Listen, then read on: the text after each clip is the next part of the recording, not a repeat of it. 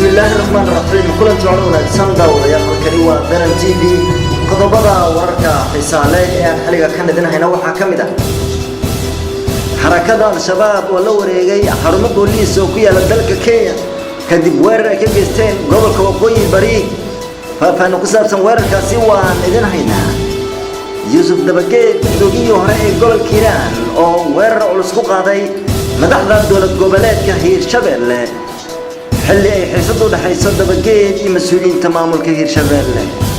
وركايان كويجدونا ودنياها قبل كبنادر عمر فينشنا وحاول 6 دقائق كقلاتي حرون دقمو أو مانتا مناسبات كسعتي كدب مركي لو عزومي مناسبات داس قضبضة سيئة دابض دونتان صاحب رأي ما هي قبلتها لكمدن الشانل كسب سكريت هذين على سيادو يشامو قال لين حاجة هاتنا بسلم هذا ورقي مطلع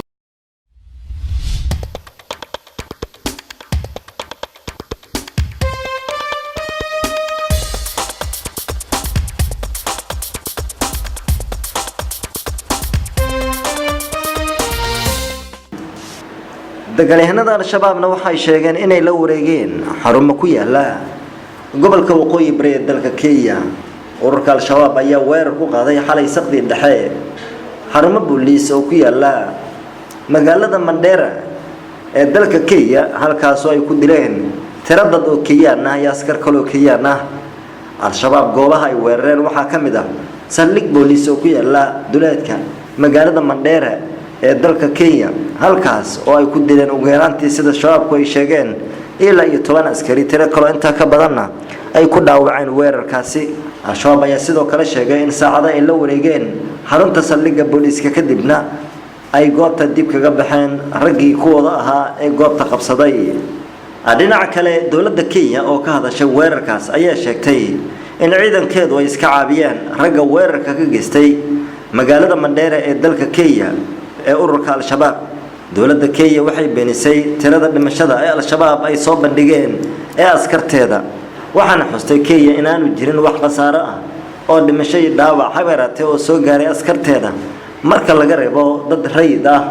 oo ragga dagaalyahanada shabaabku ay beegsadeen sida lagu xusay qoraal ka soo baxay hay'adaha amniga ee dawladda Kenya xaaladda magaalada Mandera ayaa maanta ahayd mid degan inkastoo ay cabsi qabeen bulshada ku nool halkaasi al-shabaab ayaa inta badan weeraro ka geysta gobolka waqooyi bari ee dalka Kenya iyo qaybo kale oo kamid ah dalkaasi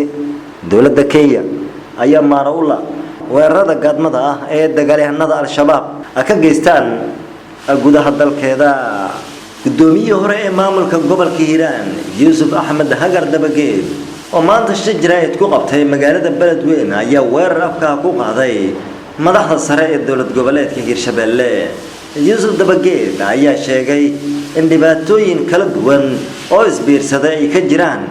deegaanada maamulkaasi isla markaana laga gaabiyay in wax laga qabto sidoo kale wuxuu tilmaamay in madaxda sare ee maamulka Hiirshabelle ay ku fashilmeen arrimaha ammaanka gaar ahaan dagaalka akadhanka ururka al-shabaab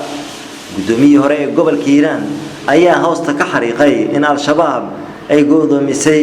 labada magaalo ee kala magaalooyinka Beledweyne iyo Jowhar isla markaana aan la isku gudbi karin dhanka gaadiidka Dabageed ayaa sidoo kale carabka ku dhuftay in dagaalyahanada al-shabaab ay joogaan meel wax yar u jirta waa sida uu hadalka u dhigay magaalada Beledweyne oo halis amni ay ku tahay magaaladaasi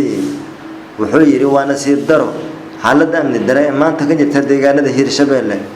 Hiirshabelle madaxdoodu ma ahan kuwa ay ka go'an tahay inay wax u qabtaan bulshada reer Hiiraan iyo Shabeellada Dhexe balse waxaan aragnaa in kaliya joornaati laga shaqeysto halkan hadalkan ayaa ku soo aadaya iyadoo muddooyinkii dambe ay sii xoogeysanayeen dhibaatooyinka amni ee ka tagan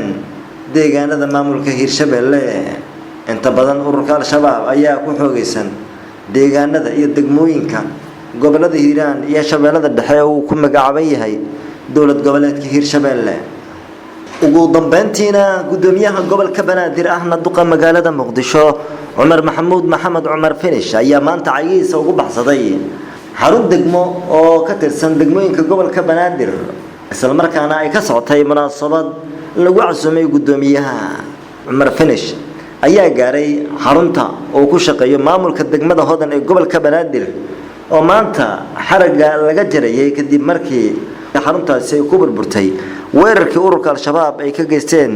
xarunta degmadaasi sanadka markuu ahaa 2018 gaar ahaan bishii September 10keedii weerarkaas oo in ka badan 10 ruux ay ku dhinteen tiro kale inta ka badan ay ku dhaawacmeen gudoomiye Cumar Finish ayaa u gaaray xarunta maamulka degmada Hodan inuu xaraka ka jiro hase yeeshee gudoomiyaha oo la filayay in goobta khudbadu ka jeediyo ayaa muddo ka badan 10 daqiiqo oo kaliya ku dhex sugnaa xarunta degmada ee munaasabadu ay ka socotay markii uu xaraga jarayna durbaba waxaa lagu la cararay gaarigii uu meesha ku tagay walow amaanka aad loo adkeeyay haddana xogaha aan helin ayaa sheegaya in cabsi amni dari aawadeed ay keentay in gudoomiyaha lagala cararo xarunta maamulka degmada Hodan asikastaba gudoomiye Maxamed Cumar Finish ayaa amaankiisa aad kaga taxadiray tan iyo wixii ka dambeeyay weerarkii lagu qaaday xarunta gobolka Banaadir sanadkan halkaas ay ku dhinteen mas'uuliyiin door ugu horeeyay Allah u naxariistay gudoomiye hore ee gobolka Banaadir ahaana duqii magaalada Muqdisho injineer Cabdiraxmaan Cumar Cusmaan Yariisow warkii aad kala socoteen saaxiibada qiimaha iyo qadarinta inaga mudan danan TV xiliga kan waa inaga inta daawashada wacan ee warka waad ku mahadsantihiin nabadgelyo